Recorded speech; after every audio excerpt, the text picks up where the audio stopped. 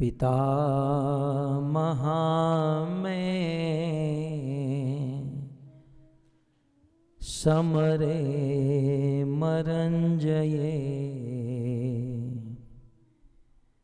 देवव्रतायाद्य रथे स्तिमिंगले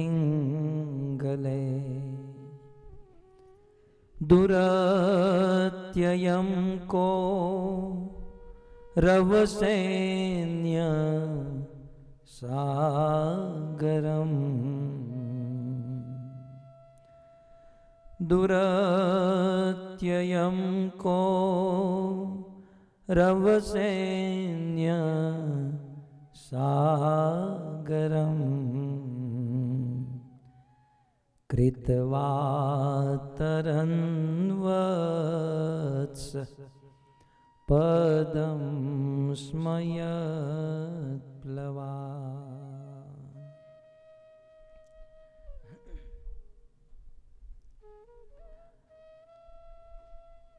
महाराज परीक्षित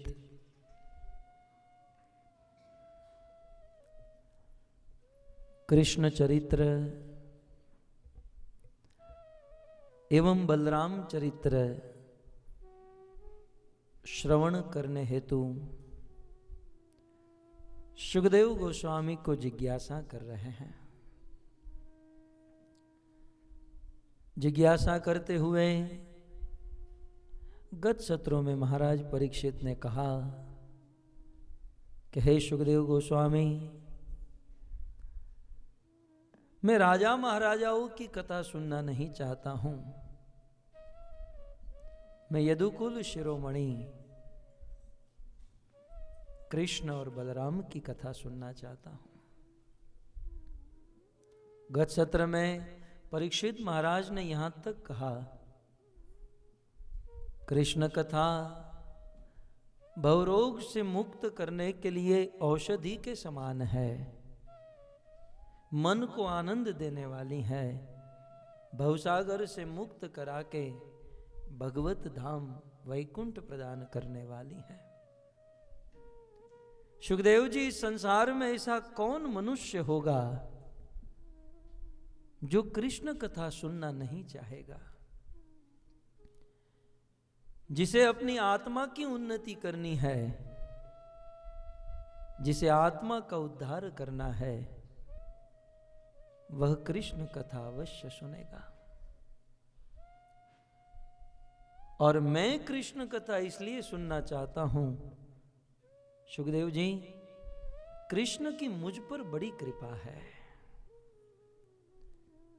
मुझ पर ही नहीं, मेरे पूरे परिवार पर कृष्ण की बड़ी कृपा है। मुझे बहुत अच्छी लगती है यह बात। हम भगवान के पास जाते हैं और भगवान से कुछ ना कुछ मांगते रहते हैं, ठीक है। भगवान से नहीं मांगेंगे तो किससे मांगेंगे? लेकिन भक्तों, भगवान से कुछ मांगने से पहले भगवान ने जो हमें दिया है उसका धन्यवाद करना चाहिए। ईश्वर ने हमें कितना कुछ दिया है। इस सभा में बैठे हुए लोगों के लिए कहूं, भगवान की कृपा से आपको अमेरिका में रहने के लिए स्थान मिला। आज पूरी दुनिया अमेरिका की ओर आना चाहती है। इस देश ने दोनों बाहें खोलकर आपका स्वागत किया। इस अमेरिका जैसे देश में आप लोगों को अच्छे से अच्छी पोस्ट, अच्छे से अच्छी नौकरी, अच्छे से अच्छा बिजनेस मिला। भगवान की कृपा से धन संपत्ति, पुत्र परिजन सब कुछ मिला। यदि विचार करें तो हमारी औकात से भगवान ने हमें बहुत कुछ अधिक ही दे दिया, बहुत अधिक दिया। ईश्वर ने जो हमें दिया है उनका धन्यवाद करना चाहिए।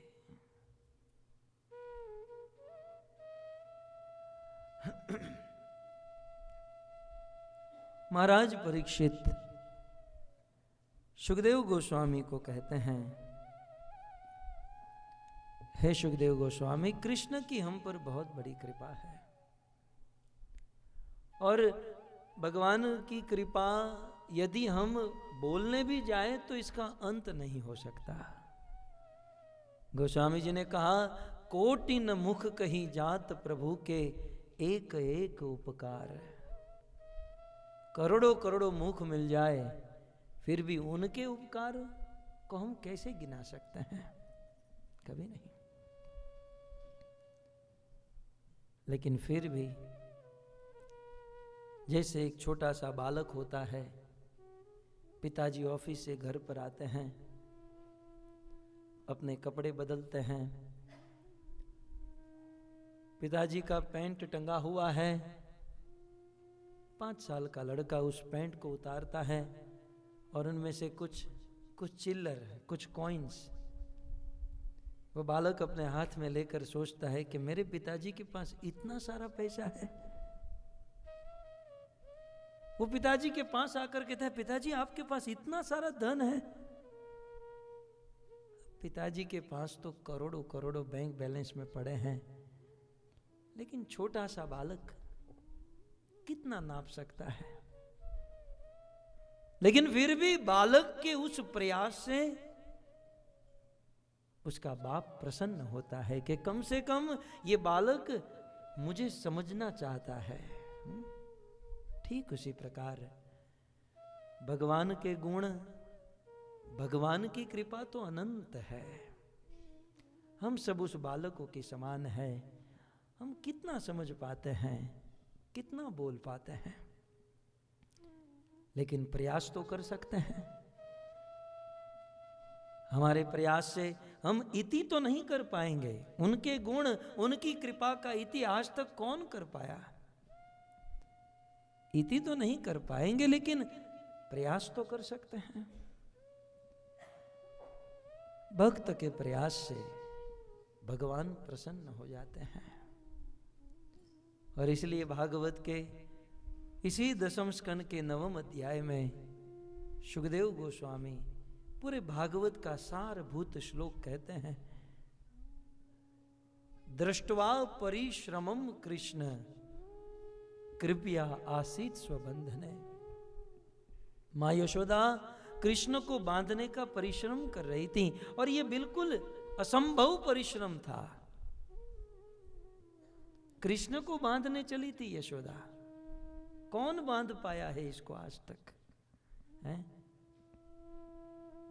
जब दुर्योधन के पास गए और दुर्योधन ने जब 56 भोग बनाए और कृष्ण ने इनकार कर दिया, तो दुर्योधन ने अपने पूरे सैन्यों को आदेश दिया कि इस ग्वाले को पकड़ लो, इसे बांध लो। कृष्ण ने दुर्योधन से इतना ही कहा कि दुर्योधन कहां से बांधेगा? दुर्योधन बांधा तो उसे जाता है जिसका आदि और अंत होता है। मेरा न आदि है न अंत है, कहां से शुरू करोगे, कहां पर खत्म करोगे?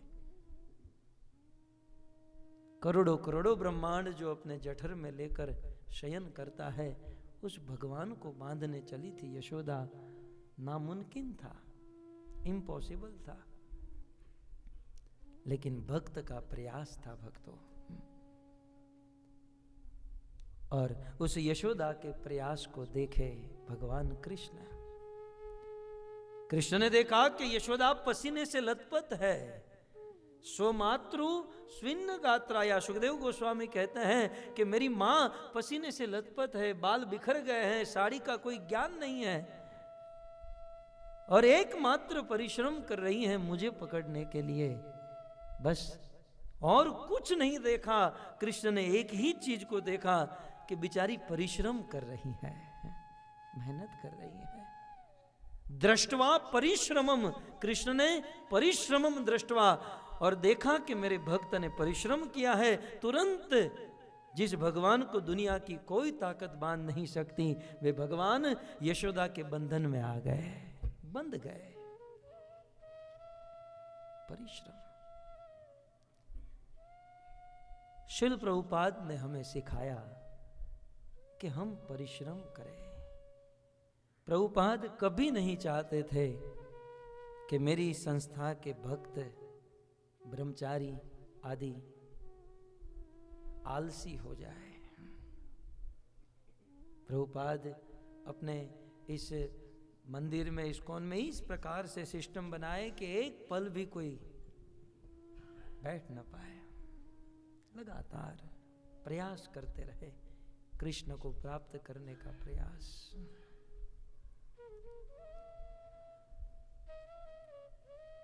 महाराज परीक्षित कृष्ण की कृपा को बता रहे हैं, और इस पर मैं आपको कह रहा था, हमें भी भगवान की कृपा का इजहार करना चाहिए, बताना चाहिए, भगवान को बताना चाहिए, प्रभु आज आपकी कृपा से ये हुआ।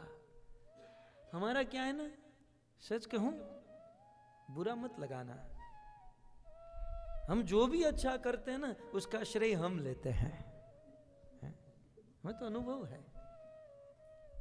घर पर लोग बुलाते हैं और बुलाकर दिखाते हैं कि ये हमारा घर है, ये मैंने कमाया। जब भारत से आया तो कुछ नहीं था, मैंने अपने मेहनत से, अपने बल से ये घर खरीदा, ये घर खरीदा, ये ऑफिस है, ये गाड़ी है, ये पत्नी मेरी, ये बच्चे मेरे, ये सब कुछ मेरा मेरा मेरा।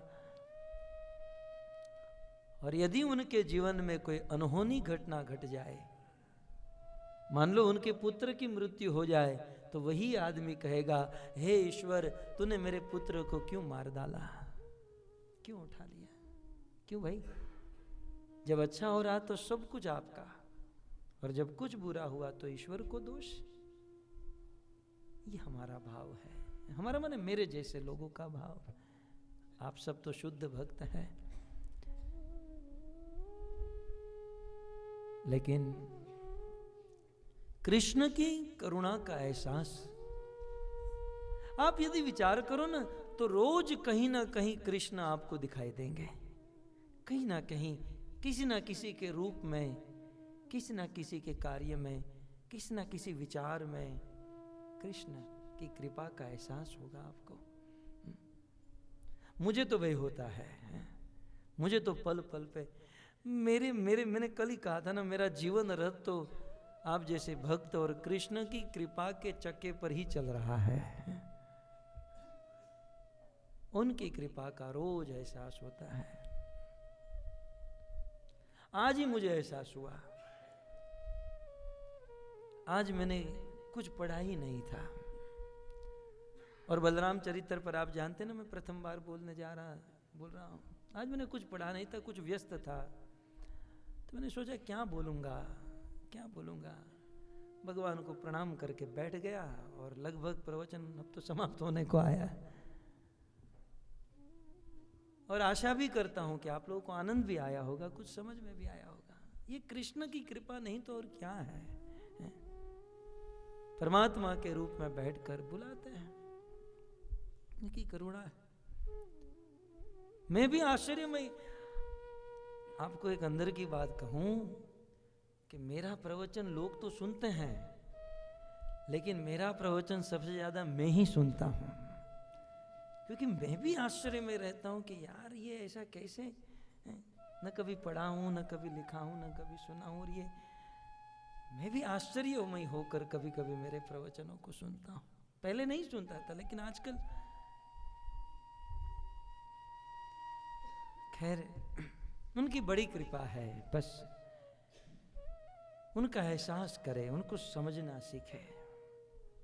महाराज परीक्षित कहते हैं कि हे सुखदेव गोस्वामी, मुझे उस कृष्ण की कथा सुनाइए जिस कृष्ण की मुझ पर और मेरे परिवार पर बड़ी कृपा है। पिता महा में समरे मरंजये, देवव्रता आदि रथे स्तिमिंगले। ये उन दिनों की बात है जिस समय कौरव और पांडवों के बीच में युद्ध अवश्यंभावी हुआ, और दोनों सेना रणभूमि में आमने सामने उतर पड़ी। परीक्षित महाराज कहते हैं पितामह में, मतलब मेरे पितामह परीक्षित महाराज के पितामह कौन होंगे? पांडव। क्योंकि पांडवों में से अर्जुन के पुत्र अभिमन्यु और अभिमन्यु के पुत्र परीक्षित, ठीक है ना। इसलिए परीक्षित के ग्रैंडफादर, परीक्षित के पितामह, परीक्षित के पिता अभिमन्यु और परीक्षित के पितामह पांडवगण। इसलिए लिखा है पितामह मैं माने मेरे पितामह। ये उनके परिवार की, उनके पूर्वजों की बात कर रहे हैं कि मेरे पूर्वजों पर कृष्ण की कितनी बड़ी कृपा रही कि मेरे पितामह पांडवगण समरे, समर माने युद्ध, पितामह में समरे अमरंजये। उस कुरुक्षेत्र की रणभूमि में जब युद्ध छिड़ा था तो उस युद्ध में अमरे, अमरे माने देवता, देवताओं के ऊपर विजय प्राप्त करने वाले एक से एक योद्धा खड़े थे कौरवों की सेना में। कौन थे? सबसे पहला नाम परीक्षित ने लिया, देवव्रता आदि रथे स्तिमिंगले। वैसे योद्धा तो बहुत सारे थे, लेकिन सबसे बड़े योद्धा कौरवों की सेना में थे देवव्रत, गंगा पुत्र भीष्म, जिसने 3 पीढ़ी कुरुवंश की देख चुके थे। 450 वर्ष की उम्र थी जिनकी। कुरुक्षेत्र की भूमि में जब युद्ध चल रहा था, पितामह भीष्म 450 वर्ष के थे। 3 पीढ़ी जिन्होंने देखी और इच्छा मृत्यु का वरदान जिसको प्राप्त हुआ था, ऐसे गंगा पुत्र भीष्म देवताओं के ऊपर भी जिन्होंने विजय प्राप्त कर चुके थे। उस भीष्म के विषय में कहते हैं, देवव्रता आदि रथे स्तिमिंगले। पितामह भीष्म महारथी थे। एक तो होता है रथी, दूसरा होता है अतिरथी और तीसरा है महारथी। श्री राधा श्याम सुंदर भगवान की, जगन्नाथ बलदेव सुभद्रा जी की, शशि गौर निताय की, श्रील प्रभुपाद की। हरे कृष्णा हरे हरे हरे राम राम राम हरे हरे।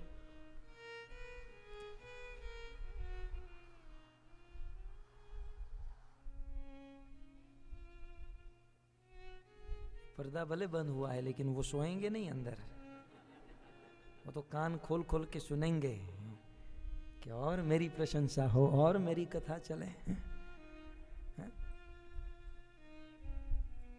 मुझे कुछ हो जाने से इनको बड़ी हानि होगी, क्योंकि उनका सेल्स डिपार्टमेंट मेरे हाथ में है। मधुपति प्रभु, उनका जो एडवर्टाइजमेंट डिपार्टमेंट, सेल्स डिपार्टमेंट मेरे हाथों में है। इसलिए बड़ा ध्यान रखते हैं भगवान कि इनको कुछ हो गया तो यार कथाएं बंद हो जाएगी। खैर बहुत सारे हैं, अच्छे अच्छे लोग हैं। मैं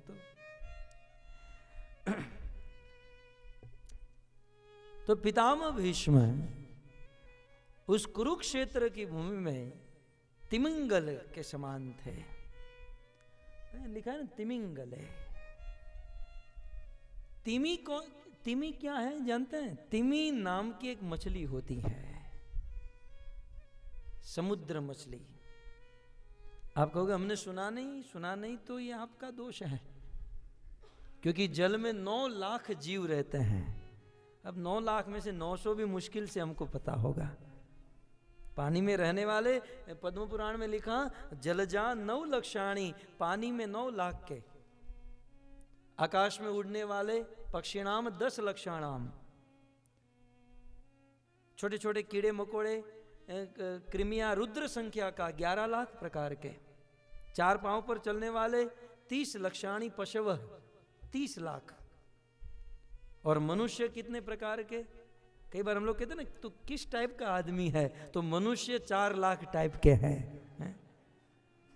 तो उस 4 लाख टाइप में से कोई भी एक टाइप होगा। तो चतुर्लक्षाणी मानुष्य, 4 लाख प्रकार के मनुष्य है। इसलिए कोई यदि आपसे गलत व्यवहार करता है तो चिंता मत करो, 4 लाख टाइप के लोग हैं यहाँ पर। उसमें से कोई ना कोई एक टाइप का होगा वो आदमी, चेतना के अनुसार। तो कहा गया समुद्र में 9 लाख प्रकार के जीव रहते हैं,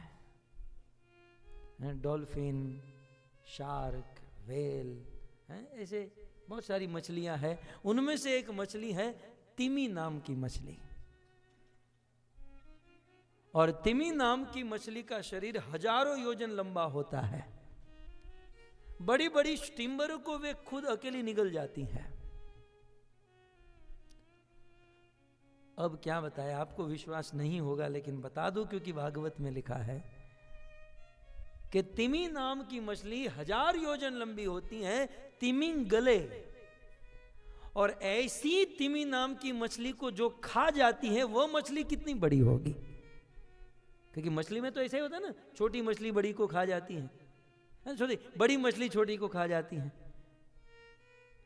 तो तिमी नाम की मछली हजारों योजन लंबी चौड़ी होती है, बड़ी बड़ी स्टीमर आदि को खा जाती हैं। ऐसी तिमी मछली को तिमिंगले, गले माने ऐसी तिमी मछली को जो अपने गले में अटवा ले, उसे तिमिंगल कहते हैं। पितामह भीष्म तिमिंगल के समान थे, बहुत बड़े योद्धा थे। अधिक तो क्या कहूं भक्तों। वैसे पितामह भीष्म दुर्योधन की, कौरवों की सेना में थे। पितामह भीष्म को अकेले खड़ा रख दिया जाए, कौरव और पांडवों को एक साइड कर दिया जाए, पितामह भीष्म अकेले कौरवों की सेना पर विजय प्राप्त करने में समर्थ थे। उन सब पर विजय प्राप्त कर लेते। ऐसे पितामह भीष्म परीक्षित महाराज कहते हैं कि दुर्योधन की सेना में थे, लेकिन धन्य है भगवान कृष्ण की कृपा। एक से एक योद्धा, गुरु द्रोणाचार्य, जिस द्रोणाचार्य ने अर्जुन, युधिष्ठिर आदि को धनुर्विद्या सिखाई, वह गुरु ही विपक्ष में खड़े हैं। कोई अपने गुरु से कैसे युद्ध करेगा? गुरु से तो हारना ही है। द्रोणाचार्य थे, पितामह भीष्म थे, अश्वत्थामा, कृतवर्मा, और ये सारे पांडवों का बाप कर्ण खड़ा था। आखिर तो कुंती की संतान ना कर्ण, सूर्य के अंश से जिसका जन्म हुआ। एक एक योद्धा के ऊपर मैं एक एक प्रवचन कर सकता हूं कि इस प्रकार कृष्ण की कृपा से पांडवों को बचा लिया। एक एक योद्धा पांडवों की सेना को हराने में समर्थ थे। परीक्षित महाराज ने कहा, कौरवों की सेना दुरत्य सैन्य सागरम, समुद्र के समान विशाल थी। कौरवों की सेना समंदर के समान विशाल थी, और पांडवों की सेना एक नदी नाले के समान थी। कोई अस्तित्व नहीं था। और उस कौरव की सेना को जीतना, उसे पार करना, कहते हैं दुरत्ययम। ये तीसरी लाइन का पहला शब्द दुरत्ययम। दुरत्ययम माने दुरूह, कठिन, मुश्किल। कौरव की सेना को हराना बहुत दुरूह था, दुरत्यय था, कठिन था, मुश्किल था, यहां तक इम्पॉसिबल था। लेकिन धन्य है भगवान कृष्ण। परीक्षित महाराज कहते हैं कि धन्य है भगवान कृष्ण, जिनकी कृपा से हमारे पितामह पांडवगण उस विशाल समुद्र के समान कौरवों की सेना को वैसे ही पार कर गए जैसे बरसात की ऋतु में। यहां तो आपको नहीं देखने मिलेगा, भारत में बरसात की ऋतु होती है ना, तो कीचड़ बन जाता है। और फिर गाय जब चलती है तो कीचड़ में गाय के पांव का एक छोटा सा खड्डा बन जाता है। गाय के खुर से एक छोटा सा खड्डा बन जाता है, और फिर बारिश के कारण उसमें पानी भर जाता है।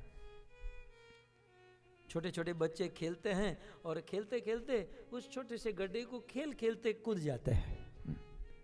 परीक्षित महाराज कहते हैं कि कौरव की सेना समुद्र के समान विशाल थी, लेकिन कृष्ण की कृपा से पांडवगण वैसे ही उस दुरत्य सैन्य सागर, उस समुद्र के समान सेना को पार कर गए जैसे छोटे छोटे बच्चे बरसात की ऋतु में गाय के पांव से बने हुए खड्डे को पार कर जाते हैं।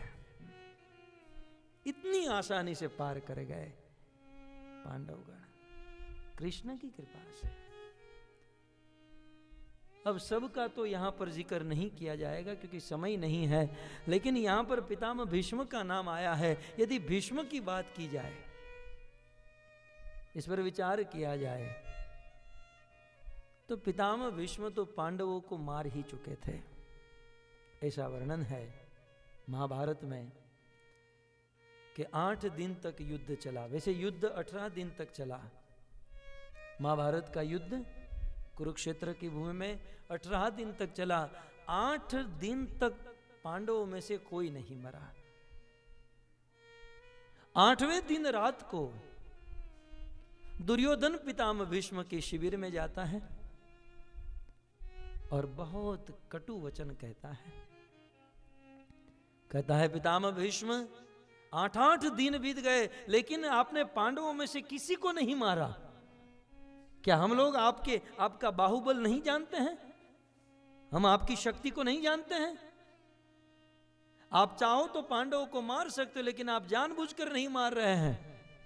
पितामह भीष्म, याद रहे, हमने आपको हमारी सेना का सेनापति बनाया है, हमारी बहुत बड़ी आशा है, और आप जानबूझकर पांडवों को नहीं मारते। पितामह, आप खाते तो हमारी थाली में हो, लेकिन जिस थाली में खाते हो उसी थाली में छेद कर रहे हो।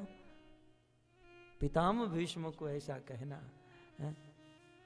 आपने जिस थाली में खाया उसी थाली में थूक दिया। पितामह भीष्म ने कहा, बस युवराज बस, अब एक शब्द भी आगे मत कहना। यदि तुझे ऐसा लग रहा है कि मैं पांडवों का पक्ष लेता हूं, तो मैं प्रतिज्ञा करता हूं कि कल के दिन के युद्ध में, 9वें दिन के युद्ध में, मैं पांडवों में से किसी एक को मार दूंगा।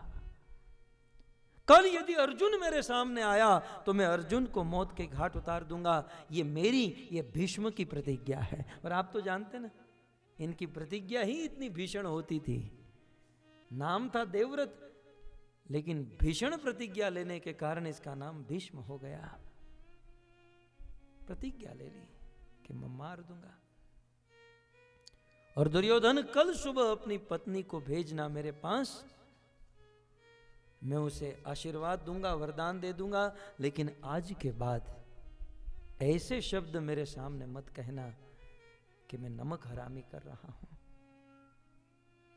पितामह ने प्रतिज्ञा ली। दुर्योधन वहां से निकला। दुर्योधन तो नाचते हुए घर पर गया, क्योंकि ये तो कंफर्म था। पितामह की प्रतिज्ञा अर्जुन को मारने की, पांडवों को मारने की, तो कल तो पांडव गए। दुर्योधन ने जश्न मनाया और सो गए। पितामह भीष्म सोए, सब लोग सोए हुए थे। लेकिन गीता में कहते ना, वेदा हम समतीतानि वर्तमानानि च अर्जुन भविष्याणि च भूतानि माम तु वेदन। भूत भविष्य वर्तमान जानने वाले कृष्ण को पता चल गया कि पितामह भीष्म ने प्रतिज्ञा ली है और कल पांडवों को मार देंगे। तुरंत भगवान कृष्ण उठकर पांडवों के शिविर में गए। 5 पांडवों को जगाए। युधिष्ठिर महाराज उठो, भीम, अर्जुन, नकुल, सहदेव, सभी 5 को उठाया। पांडवों ने कहा, इतनी रात को हमें आपने उठाया, क्या कारण है? कृष्ण ने कहा, वहां तुम्हारे बाप ने प्रतिज्ञा ली है कि कल तुम्हें मार डालेंगे। भीष्म ने प्रतिज्ञा ली है कि कल आपको मार देंगे। जब इस प्रकार से कृष्ण ने कहा तो इन 5 का रिएक्शन कैसा था जानते हैं? बोले, मारेंगे तो मारेंगे, इतना क्यों हल्ला कर रहे हो आप, और खामखा हमारी नींद क्यों डिस्टर्ब कर रहे हो? सोने दो आराम से, मारेंगे तो मारेंगे। 5 पांडव सो गए। कृष्ण ने कहा, कुछ नहीं हो रहा है तुम्हें? बोले, कुछ नहीं, ब्रह्मा की बनाई हुई इस महीन सृष्टि में 2-5 मर जाते तो क्या फर्क पड़ता है। 5 चद्दर ओढ़कर सो गए। और सोते सोते चद्दर उठाकर कहे कि देखो, हम मर जाएंगे, हमें कोई फर्क नहीं पड़ेगा, लेकिन कल सुबह न्यूज़पेपर की हेडलाइन में छपेगा कि कृष्ण के भगत थे और मारे गए। हमें तो कौन जानता है, हम तो मरेंगे, हमें तो कोई फर्क नहीं पड़ेगा। लेकिन कृष्ण केशव, आपका नाम बिगड़ेगा कि कृष्ण के भगत मारे गए, और फिर आज के बाद आपका भजन, आपकी भक्ति कोई नहीं करेगा। आपको यदि अपना नाम बचाना है तो हमारी रक्षा कीजिएगा, बाकी हम तो मरेंगे, हमें कोई फर्क नहीं है। सो गए 5। पांचों सो गए। अब कृष्ण चिंता में कि वहां भीष्म भी उनके भक्त हैं। वैसे पितामह भीष्म भक्त हैं कृष्ण के, और यहां पांडव भी भक्त हैं, और दोनों भक्तों के बीच में भगवान फंसे, पूर्ण रूप से फंस गए। रात भर कृष्ण सोचे क्या करूं क्या करूं, क्योंकि यदि इनमें से कोई मरा तो मेरा नाम बिगड़ेगा। सुबह तक कृष्ण ने अपना प्लान बना लिया। सुबह भोर में 4 बजे द्रौपदी के कमरे में गए। द्रौपदी को कहा, द्रौपदी उठो उठो जगो, तुम्हारा अर्जेंट काम है। द्रौपदी ने कहा, क्या भैया क्या काम है? बोले चलो मेरे साथ। द्रौपदी चलने लगी, पितामह भीष्म के शिविर के पास आए। द्रौपदी को कहा, देखो द्रौपदी, घूंघट खींच लो। घूंघट खींच लिया, जाओ पितामह भीष्म ध्यान में बैठे, उसे प्रणाम करके आ जाओ। द्रौपदी ने कहा, क्या भैया, इतना छोटा सा काम था, मेरी नींद बिगाड़ दी आपने, आराम से सोने दिया होता तो। बोले तुम नहीं समझोगी, मैं रात भर जगा हुआ हूँ, जागरण किया है रात भर ये प्लान बनाने के लिए, ये मेरा प्लान है, तुम नहीं समझोगी, तुम जाओ। द्रौपदी चलने लगी तो द्रौपदी के जूते का आवाज आने लगा। कृष्ण ने कहा, रुको रुको, जूता निकालो। द्रौपदी के दोनों जूते ले लिए, घूंघट खींच लिया। द्रौपदी गई पितामह भीष्म के शिविर में। पितामह भीष्म भगवान का ध्यान कर रहे थे, दोनों आंखें बंद करके ईश्वर का ध्यान कर रहे थे। द्रौपदी पहुंची, कृष्ण ने कहा था प्रणाम करके चुपचाप आ जाना। द्रौपदी प्रणाम करने लगी। पितामह भीष्म को रात की बात याद आई कि मैंने दुर्योधन को कहा था अपनी पत्नी को भेजना, आशीर्वाद दूंगा, वरदान दूंगा। पितामह भीष्म ने सोचा कि दुर्योधन की पत्नी आई होगी, आंखें बंद हैं, और पितामह भीष्म ने वरदान दिया, अखंड सौभाग्यवती भवः। हे देवी, तुम्हारा सौभाग्य अखंड रहे, तुम्हारे पति की मृत्यु कतः कभी भी ना हो, ऐसा वरदान पितामह भीष्म ने दे दिया। और जब पितामह भीष्म की आंखें खुली तो देखा द्रौपदी सामने। बुरे फंसे। तुरंत पितामह भीष्म समझ गए कि यह काम कृष्ण का ही हो सकता है, इतनी बुद्धि और किसी की चल नहीं सकती, ये काम कृष्ण का हो सकता है। तुरंत पितामह भीष्म शिविर से बाहर निकले तो द्रौपदी के दोनों जूते बगल में दबाकर खड़े थे। कृष्ण ने कहा, बताओ पितामह, कल रात को आपने प्रतिज्ञा ली पांडवों में से किसी एक को मार दोगे, और अभी अभी ताजा ताजा आपने वरदान दिया अखंड सौभाग्यवती भव का। अब पितामह, एक छोटा सा प्रश्न है कि आप कौन सी प्रतिज्ञा को रखोगे और कौन सी तोड़ोगे? वैसे तो आप फेमस हो प्रतिज्ञा निभाने में, लेकिन कल आपने जिसको मारने की प्रतिज्ञा ली, आज आपने उसको बचाने की प्रतिज्ञा ले ली, अब आप कौन सी प्रतिज्ञा तोड़ोगे? तब पितामह भीष्म ने कहा, केशव, आपने मेरी प्रतिज्ञा तोड़वाई है ना, आज मैं वादा करता हूं, मैं और एक प्रतिज्ञा लेता हूं कि आज मैं आपकी प्रतिज्ञा तोड़वा दूंगा। आपकी प्रतिज्ञा है ना कि कुरुक्षेत्र की भूमि में महाभारत के युद्ध में आप अस्त्र शस्त्र नहीं उठाओगे, ये आपकी प्रतिज्ञा है ना। यदि आज के दिन के युद्ध में मैंने आपसे शस्त्र नहीं उठवाया तो मैं भी गंगा पुत्र भीष्म नहीं। भयंकर प्रतिज्ञा कर ली पितामह भीष्म ने, और प्रतिज्ञा करके पितामह भीष्म पूर्ण उत्साह से बख्तर पहनकर, युद्ध के सारे साथ सामान पहनकर पूर्ण उत्साह से उस रणभूमि में उतरे। पांडवगण रणभूमि में उतरे, दोनों सेनाओं की ओर से शंखनाद हुआ, घमासान युद्ध प्रारंभ हुआ। युद्ध, घमासान युद्ध हुआ। और विधि का विधान तो देखिए, जिस दिन पितामह भीष्म की प्रतिज्ञा थी उसी दिन उनके सामने अर्जुन का रथ टकराया। अर्जुन का रथ उनके सामने आया और अर्जुन और भीष्म के बीच में घमासान युद्ध हुआ। आज मानो पितामह भीष्म युद्ध करते हुए जवान बन चुके हैं, ऐसा प्रतीत हो रहा है। पितामह भीष्म अर्जुन के ऊपर इतने वेग से, इतनी तेज गति से बाणों का प्रहार कर रहे थे। महाभारतकार कहते हैं कि जैसे अगरबत्ती को जलाकर आप गोल गोल घुमाओ तो उसका एक चक्र बन जाता है। पितामह भीष्म अपने तर्कस से उस प्रकार से बाण इतनी तेज गति से निकाल रहे थे, मानो पितामह भीष्म के हाथों का एक चक्र बन गया। 18 दिन तक युद्ध करते करते अर्जुन को कभी भी पसीना नहीं निकला था, लेकिन आज पितामह भीष्म का सामना करते हुए अर्जुन पसीने से लथपथ। भगवान कृष्ण ने अर्जुन की ओर देखा तो अर्जुन पसीने से लथपथ। कृष्ण ने उसी समय सोचा कि यदि मैं कुछ नहीं करूंगा तो ये भीष्म अर्जुन को मार डालेंगे। उस समय अपने भक्त अर्जुन की रक्षा करने के लिए और पितामह भीष्म की प्रतिज्ञा की रक्षा करने के लिए, जैसे एक सिंह किसी गजराज के मस्तक को फाड़ने के लिए कूद पड़ता है, वैसे भगवान कृष्ण अपने रथ से कूद पड़े। वहां पर नीचे एक टूटे हुए रथ का पहिया चक्का पड़ा था। कृष्ण ने उस चक्के को अपने हाथों में उठा लिया और पितामह भीष्म की ओर दौड़ पड़े। अर्जुन नीचे उतरे, भगवान कृष्ण के चरणों को पकड़ लिया। प्रभु, आप मेरे लिए अपनी प्रतिज्ञा मत तोड़िए, आप अपनी प्रतिज्ञा मत तोड़िए। परंतु अपने भक्त की रक्षा करने के लिए भगवान कृष्ण पूर्ण आक्रोश में थे। अर्जुन रोक रहे थे, लेकिन अर्जुन को लेकर घसीटते हुए कृष्ण 2-3 किलोमीटर दूर चले गए। हाथ में रथ का चक्का लेकर पितामह भीष्म, भगवान कृष्ण पितामह भीष्म के पास पहुंचे और पितामह भीष्म जब कृष्ण को अपने बिल्कुल निकट देखा, ऐसा वर्णन है, भीष्म ने अपने हाथों से धनुष बाण छोड़ दिया। पितामह भीष्म ने दोनों भुजा फैलाकर कहा कि कृष्ण, मैं इसी दिन की राह देख रहा था, मैं इसी घड़ी की राह देख रहा था कि कब आप अपने हाथों में इस प्रकार से चक्र उठाओगे, कब आप मेरी ओर आओगे। बस मेरी अभिलाषा, मेरा मनोरथ आज पूर्ण हुआ।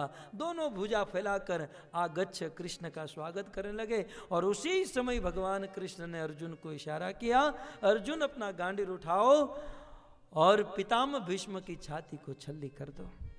अर्जुन ने गांडीर उठाया और एक के बाद एक पितामह भीष्म के शरीर पर सैकड़ों बाण डाल दिए। महाभारत में यहां तक वर्णन है कि अर्जुन ने पितामह भीष्म के शरीर में इतने बाण डाले कि पितामह भीष्म के शरीर पर सोई की नोक रखने की जगह नहीं बची थी। इतने बाण मारे और फिर भी उनकी मृत्यु नहीं हुई। इतने बाण जब पितामह भीष्म के शरीर में लगे तब आकाश से कोई पर्वत गिरे, आकाश से कोई बहुत बड़ा देवता भूमि पर गिरे, उस प्रकार पितामह भीष्म धरती पर धराशायी हुए। आज ये घटना महाराज परीक्षित को याद आ रही है कि धन्य है भगवान कृष्ण। यदि कृष्ण न होते तो हमारे पांडवों का क्या होता। और कहते हैं कि जिस कृष्ण ने हमारे पूर्वज पांडवों की रक्षा की, हे सुखदेव गोस्वामी, आप उस कृष्ण की कथा सुनाइए जिनकी हम पर बहुत बड़ी कृपा है। आप उस कृष्ण की कथा हमें सुनाइए। तो इस प्रकार महाराज परीक्षित कृष्ण और बलराम की कथा सुनना चाहते हैं और कथा सुनने के लिए यह जिज्ञासा कर रहे हैं। तो यहाँ तक जिज्ञासा, कल शाम को 6:30 बजे से कथा प्रारंभ होगी। धन्यवाद। हरे कृष्ण। ग्रंथराज श्रीमद्भागवतम महापुराण की, श्रील प्रभुपाद की, निताई गौर प्रेमानंदे।